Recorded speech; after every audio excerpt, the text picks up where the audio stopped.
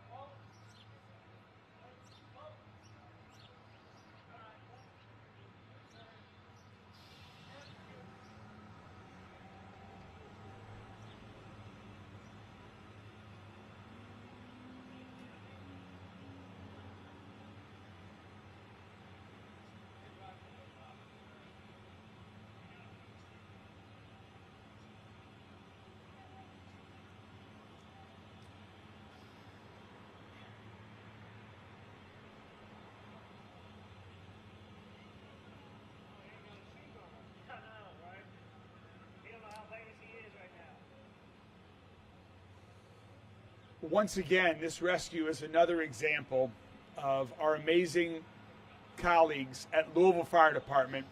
And Chief, I just want to thank everyone on Louisville Fire Department, all of you and your colleagues, for that amazing work once again on Sunday, where the world sees the great heroism that you all exhibit every day. It took about 30 minutes, and amazingly, the driver was uninjured in this effort. Thank you all incredibly much. Thank you all so much. I also want to thank dispatcher Martina Werner, who is with us here today. Martina took the call from the driver and calmly dealt with him and helped the driver through this challenging situation when he literally thought he might be losing his life, to help him stay calm and focused and with her during this period of time, so that he was safely rescued. Martina has been with MetroSafe for 3 years. She's a member of the National Guard as well. And Martina, thanks to you and all of your colleagues at MetroSafe for what you do on a daily basis. The dispatching and conversation call, part of the first responding, is so critically important as well. And so just want to thank you and all of your colleagues as well. Thank you. And it may go without saying, but that we had several accidents at that location, nearby location on I-65. And so I just want to make sure that everyone in our city that's coming through our city, that drives through our city, whether it's there on I-65 or anywhere else, is always focused on safety. When the time comes, first responders will answer the call, but the best way is to prevent accidents from happening in the first place. And so please use caution. Drive carefully to help avoid emergency situations like that in the first place. Given the number of accidents that we had over the weekend in that one area, I have been in conversations with Secretary of Transportation Jim Gray, Kentucky Secretary of Transportation Jim Gray, and my colleagues, Deputy Mayor George, and our colleagues at Public Works have been in contact with others as well to make sure we're looking at that specific area of roadway to see if there are things that need to be improved when it comes to safety in that area. Safety, of course, is our top priority, which I'll be talking about more as we continue to this morning. So in the weeks ahead, now that we're through the Derby weekend, we are going to continue our focus on the upcoming budget. And as I spoke about in my budget address a few weeks ago, we are fortunately in a strong position. We have great momentum all across the city. Our city is growing, and our responsible management of taxpayer funds has created a one-time surplus of nearly $50 million. That means more resources to invest back into our priorities this year and in years ahead. And at Louisville Metro government, as I just mentioned, there is no higher priority than safety. public safety.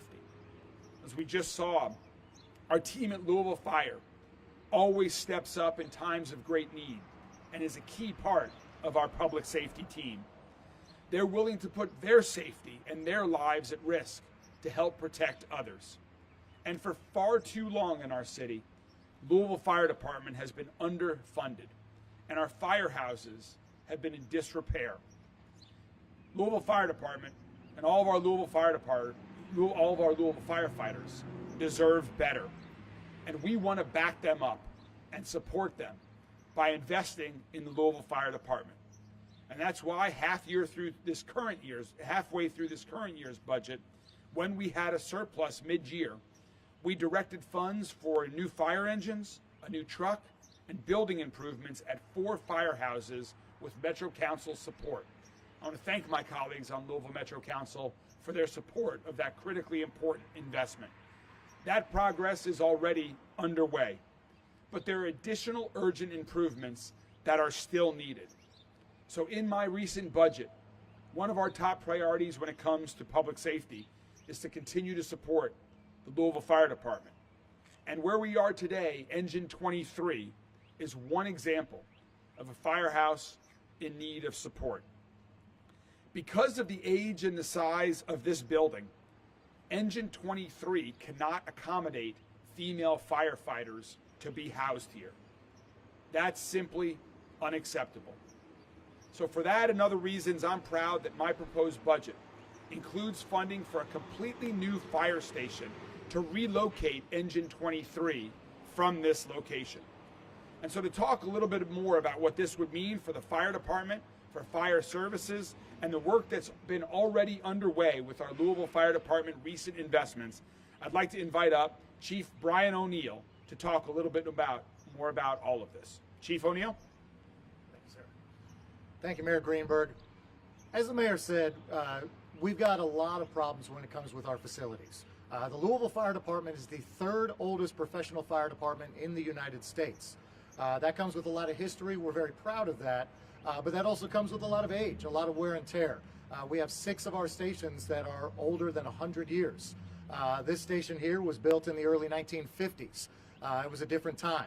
As we repair, as we update, sometimes it's just not capable. And as Mayor Greenberg said, having a station in 2025 where I can't have female firefighters work there is completely unacceptable. And as we're making these repairs, at some point, you have to rip off the Band-Aid and replace instead of repair. So what we're looking at doing with this, we've got a small area for beds, we've got a small area for just a single bathroom. We need facilities that contribute to the daily health and wellness of our firefighters. If you think about your firefighters, we work a schedule that's 24 hours on, 48 hours off. So 1/3 of our lives is spent here serving the community. And we want those to be modern facilities that contribute to their health and well-being. We need workout space. We need gender-neutral areas so that basically unisex bedrooms, bathrooms, so that everybody can feel safe, comfortable in this environment that they're at for 1/3 of their lives. We've made great improvements. I cannot thank Mayor Greenberg enough. When he talks about his investment in public safety, he has put his money where his mouth is. He's included us in all of these budget requests and made sure that we're a priority. We're seeing great improvements. I invite you to please come down to our fire station at 18th and Garland to see the improvements there. It's impressive. If you go by Floyd and Jefferson, the new windows that are up there, it's impressive. We're making changes and we're continuing to press forward. Thank you so much, Chief. In addition to investing in our first responders and all of our public safety professionals, we also need to support their efforts with new technologies that exist to help them improve their performance and help improve the response that we provide to the community. So another example of this in my proposed budget is the funding for a new drone program. These are drones that are specifically used for emergency response situations. They can be deployed to emergency events like fires or hostage standoffs to assess the dangers ahead of time so the first responders who are on their way can formulate a plan en route to safely and effectively address the situation when they arrive. These drones will help us provide a more effective response for people in distress and keep our first responders safer and more prepared. To talk a little bit more about this new proposed drone program and how it will work in action, I'm joined today also by our Executive Director of Emergency Services, Jody Myman, to tell you a little bit more about this really exciting proposed new initiative. Jody? Thank you, Mayor. So, yeah, this is a program that, individually across the country, several agencies are doing this. But, we felt it was necessary to come together from Louisville Fire, the Louisville Metro Police Department, and Emergency Services to do a combined effort. And I think the guys standing there in the back, they're the ones that have done all the work, and they've spent countless hours studying this. And, and they've come together and put together a universal plan. And, really it's going to affect the overall safety for the responders. They're going to be able to see things before they get on scene so that they can keep from being potentially put in harm's way. It's going to help with overall coordination so that we're on either single or multi-agency responses.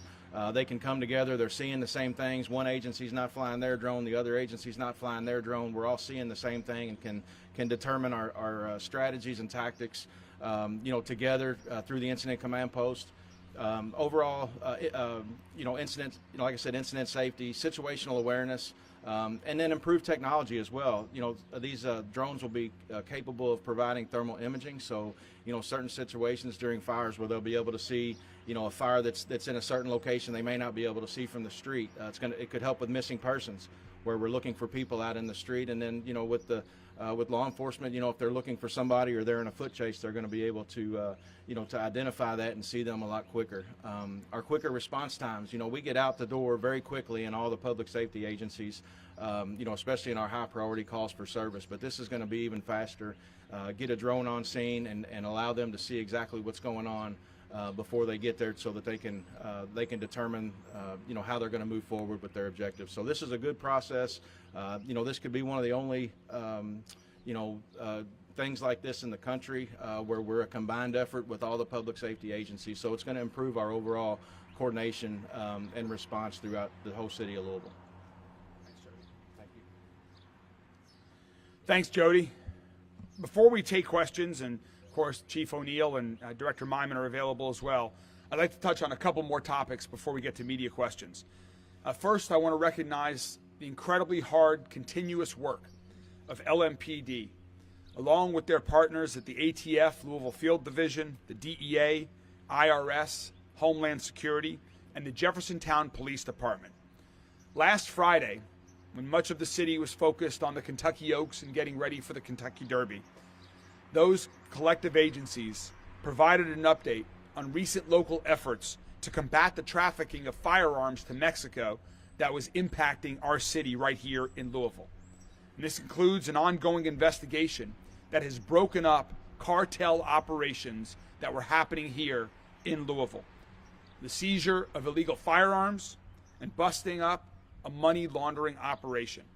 It's through this type of collaboration, local and federal partners working together, that make our city safer, stronger, and healthier. And I'm grateful for this ongoing work. I'm grateful for LMPD's continued partnership with other agencies to ensure that whatever the crime, we are focused on improving public safety here in our city. We also last week announced the arrests and the triple homicide that occurred in Portland not too long ago. Incredible work that was done again to hold individuals accountable for heinous crimes. That is going to continue to be our focus, to prevent violent crime in the first place and hold individuals responsible when they do commit such crimes. Also, a couple of weeks ago, we announced our Safe Louisville plan, which brings about a whole new approach to addressing gun violence and preventing gun violence in the first place. We have the goal of reducing violent crime by 15% each year. And the mission of our newly renamed Office of Violence Prevention will be to support the strategies and vision laid out in the Safe Louisville plan. And now, we're looking for a new director of the Office for Violence Prevention. It's an exciting opportunity to get in on the ground floor of this work, to be part of transformative work to prevent violent crime in our city. We want to cast as wide a net as possible as we search for the new director of Office of Violence Prevention. So we're encouraging qualified applicants citywide across the region or country to apply, to work to join in to make our city safer, stronger, and healthier in every single neighborhood. It has been the honor of my lifetime to be a public servant in this role, and I know there are others that would find a role in Metro government incredibly rewarding as I do, and I encourage people to apply. And finally, before we take questions, I want to provide some brief comments on a proposed development at Joe Creason Park. A proposed development that's having a community engagement session tonight, the first of two that are currently scheduled to get community input on this proposed project. There's been a lot of things that have been said about this project that are out there, and so I want to be clear about a couple of things about what is actually being proposed. First, let's start with the rich history of tennis at Joe Creason Park. Joe Creason Park has hosted tennis tournaments, professional tennis tournaments, amateur tennis tournaments for decades, an amazing history. And a goal of this project is to revive and strengthen that history of tennis at Joe Creason Park long into the future. And one big focus area is attracting youth tennis players and their families from around the region, around the country, to come to Louisville, to visit Louisville for tennis tournaments and be a part of our growing tourism industry. We want to continue to find new ways to attract people to visit our city, and one great way to do that is through youth sports. We're going to continue to find ways through tennis and other sports to have world-class facilities in our city. This would be a huge boost for our tourism economy, for economic development, and for independent businesses that are located nearby Joe Creason Park. And just like the exciting tennis courts that are being replaced, this facility will be open to the public, and people will be able to rent the courts for a small fee, just as they are now. That will not change. There will still be public access to the tennis courts at this proposed facility.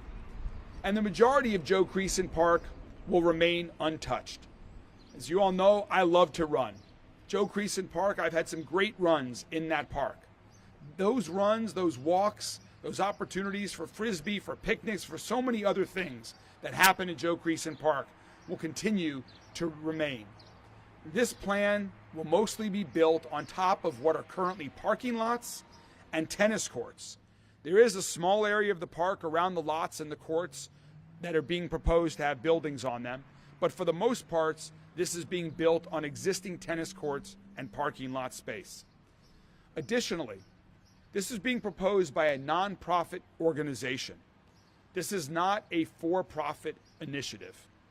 There's been a new 501c nonprofit organization called the Kentucky Tennis and Pickleball Center that has been formed to lead this initiative. So again, this would be a partnership between Louisville Metro government and a nonprofit organization.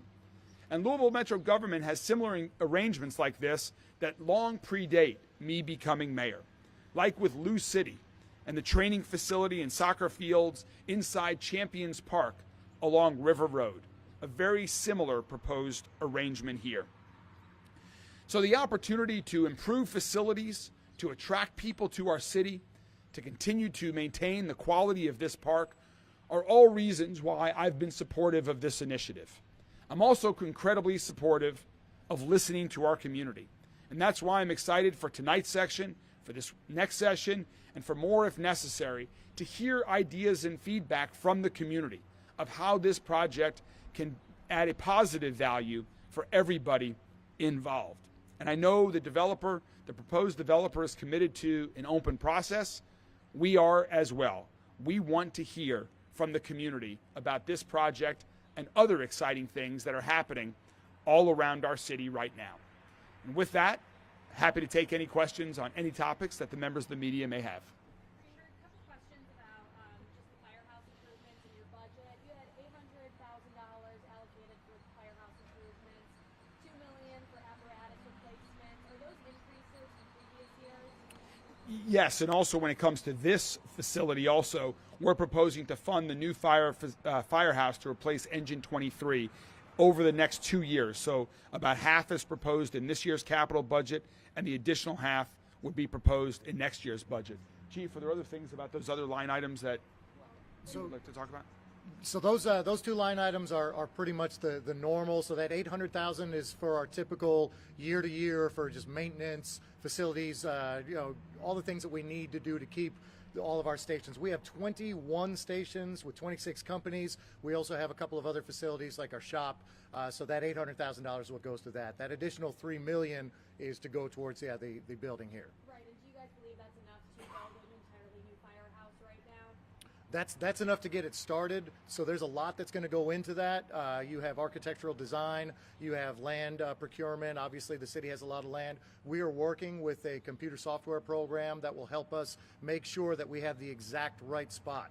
If we move this station even just over there, that will affect the response for the Portland firehouse, because it's an entire matrix. So we're working with this company to make sure that the spot that we have is going to be the best possible. But we do believe, just to clarify on that question, we do believe that the combined $6 million, $3 million this year and $3 million next year, that combined $6 million will be enough to pay for the all-in cost of the new firehouse in this area. Absolutely. Chief, why this company and not one of the 100-year-old stations? Specifically because this company in the year 2025, this station cannot accommodate females. And that's just unacceptable in our current day and age. We've got, and like I mentioned earlier, I invite you to some of those older ones that are old that we've updated. We've just completed an update on engine 17, 18th and Garland. It's right by Brown Foreman. We were able to put in unisex bedrooms with Jack and Jill bathrooms so we can accommodate everybody comfortably. And we will, Paul, we will continue to need to make improvements for the fire department for coming years. I mean, there were decades where there was a lack of investment in Louisville Fire Department and its facilities, and now it's past time to start that investment. I've been meaning to repeat the questions also. The question was which firefighter was facilitating the rescue on the video? That firefighter was a member of Rescue 2. That was a member of Rescue 2, a member of the Louisville Fire Department. Remember, this is a team effort. I want to be very clear about this. No one individual on the fire department ever works alone, ever operates alone. It takes an entire crew, and not just Rescue 2, but the additional fire companies that were down there that worked together. Not only them, the dispatchers that took the call, the police that created a safe scene by diverting traffic and closing off the interstate. It took a lot of people, a lot of effort, so no one individual made that happen.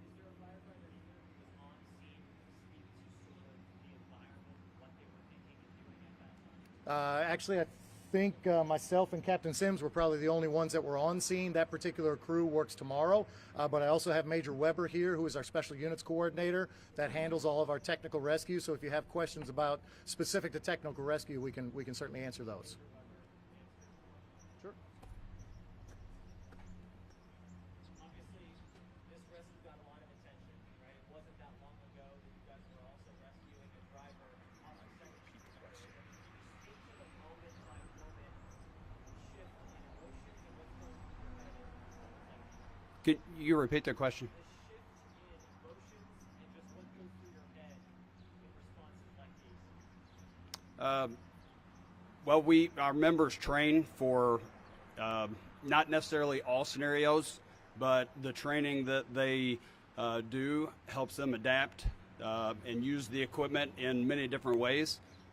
So they just fall back on their training and trusting the other members that they are with to complete the task.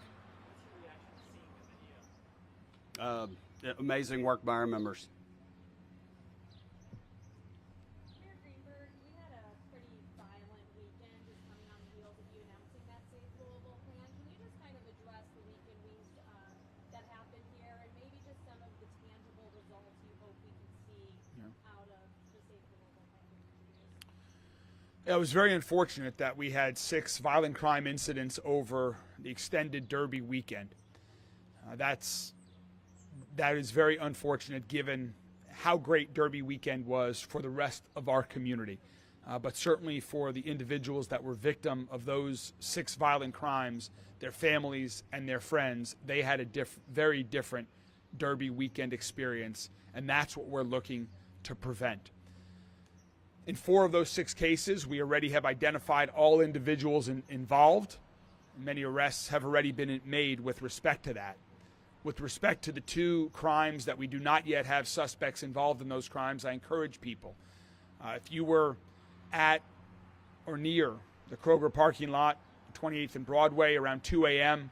on early Saturday morning, please call 574-LMPD or call Crime Stoppers. You can report what you have seen anonymously. That homicide took place just feet away from where LMPD officers were. When those homicides took place at 2 a.m. on early Saturday morning, LMPD officers were in the process of clearing the parking lot. I've seen the video.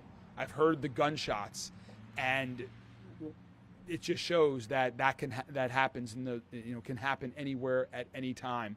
And so we will continue to work that case to hold the individual or individuals responsible accountable for that. The goal of Safe Louisville is to prevent violent crime, to prevent this type of gun violence. And through some of the programs that the Office of Violence Prevention is going to be focusing on over the coming years, maybe the individuals that pulled the trigger over this past Derby weekend would have had a different path in life, that wouldn't have gotten to that point where they pulled the trigger. That is the goal, to prevent people from being in a situation where they decide for whatever wrong reason to use a gun. Mayor, we see a court filing from Friday with 6 attorneys with the Civil Rights Division of the DOJ. Seems like they're not there anymore. They're definitely no longer on this case. What does this mean to the consent decree? The question was about the fewer number of attorneys that were on the filing recently with the United States Department of Justice with respect to the consent decree. And we are ready, regardless of what the Department of Justice decides to do. We are ready to proceed with continuing to make the reforms and improvement that Chief Humphrey has been leading for several years on LMPD. We are ready to proceed with an independent monitor, even if the DOJ decides not to proceed with this consent decree or the court decides that. And we are ready to proceed with an opportunity for community engagement throughout this continuous reform and improvement process. So we are ready to proceed regardless of what the court and Department of Justice decides to do. I am ready for a final decision so we can provide clarity to the community on that path forward of exactly on how we are implementing the reform, on exactly who the independent monitor is, and exactly the format of community engagement so we can continue to bring this community together working with LMPD. Hopefully that, too, will help work to prevent violent crime. Mayor, with respect, though, Paul Killenberg was somebody that you became very familiar with. He was at the community sessions. He built relationships with these people. He was in court arguing for the DOJ with Judge Greenberg. I mean, for a community to see that, what does that mean for the agreement? Some fear that means all this progress is gone. The question about is what does it mean when someone like Paul Killebrew is no longer part of the team, who's been in this community, who's worked with us directly. I think those are all very fair questions, Isaiah, and those are questions that should be directed towards the federal government. What I can tell you as mayor of this city, as a leader of Louisville Metro government that includes LMPD, is here in Louisville, regardless of what this administration, regardless of what the U.S. Department of Justice decides, regardless of what federal judge decides, Louisville Metro government and LMPD will continue the work of reform and improvement to LMPD. We've been doing that work for years, and we will move it forward with specificity, with a specific plan that the community can hold us accountable to meeting those goals that we put forth, with an independent monitor that will oversee the implementation of that plan, and with a formal process for community engagement. Regardless of what the federal government decides to do, regardless of what the judge decides to do, locally, that's what we will do. And I'm just ready for clarity on this. It's time for a decision to be made at the federal level so that we can give this community clarity. As mayor, would you agree with President Trump's decision to issue that order that is causing all this to happen? The question was, do I agree with the order, the decision to issue that order? No, I do not agree with that decision. But what I'm focused on is this community and how we best move this community forward. And it's through the reforms, regardless of the format. The key is the reforms. What is being done to improve our policing, to improve our relationships with the community every day? And I'm confident that even if the federal government decides to step out of that, If the judge says that's not going to be required, we will do that on our own with an appropriate format in place. Regarding fire officers listed on specific actions for being misconduct but not sexual harassment, do you think that's appropriate, or do you have any reaction to that? The question was about Officer Lamond and the discipline that he was recently given. Let me answer that this way, that I am pleased with the progress we have made over the past year at LMPD. This is one of the many reforms and improvements that we have made, is when it comes to dealing with issues of sexual harassment. We have changed our policy at LMPD on the definition of sexual harassment. We have made it easier for individuals who believe they are victims of sexual harassment to report that through many different channels, so that they have comfort that they can make those reports without any fears. And also, over the past 6 months, Chief Humphrey has terminated 3 individuals on LMPD for unacceptable behavior. So there have definitely been problems in the past. We have been focused on moving forward in a new way. And I'm pleased that we changed the policies. I am pleased that we have more reporting, and I'm pleased that Chief Humphrey took action and fired 3 individuals just in the past 6 months for conduct that is not acceptable on LMPD or anywhere.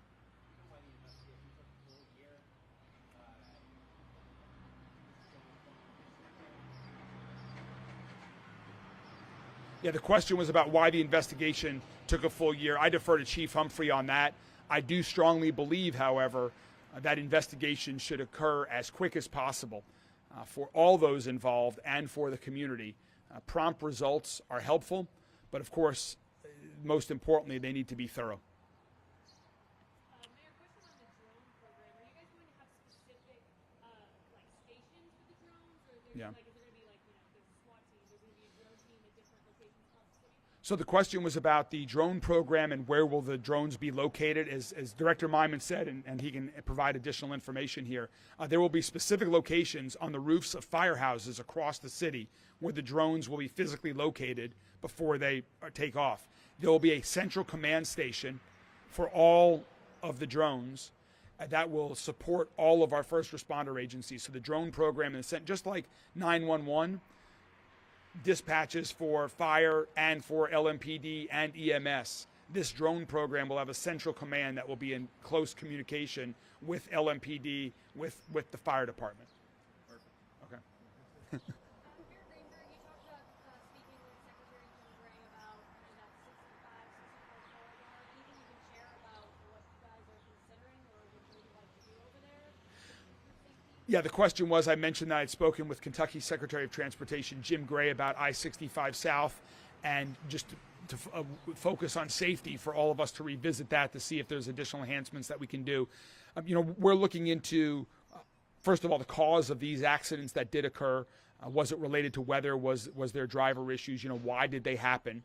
But then also, given the number of accidents that have occurred there, are there things that we can do to improve the safety? Is there improved signage that we can make? Do we need to change the speed limit? And so right now, our public works team is going to be in conversations with KYTC, who's in the lead role, overseeing that stretch of highway in our city, to make determinations over the coming days and weeks. We'd like to make some decisions quickly on that. Safety is, of course, of paramount importance. Next one.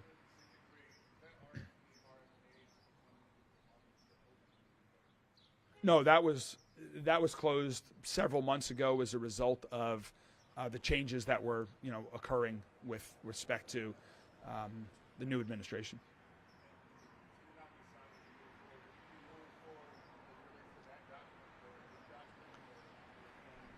Yeah, I will say what I said in response to Isaiah's question earlier. I'm committed to a very specific plan on reform and improvement that we will provide to the community, on moving forward with an independent monitor, and having a process for community engagement. We are ready to go if and when the judge or the U.S. Department of Justice makes the decision. Until that point in time, we are still advocating for the existing consent decree to be approved by the federal judge. If that doesn't happen, we're ready to go. I'm hopeful we can get clarity on that sooner rather than later That's what the community deserves, and that's what we want to provide, is that kind of clarity. One more question, if there is one. All right, well, thank you all very much. Have a good day.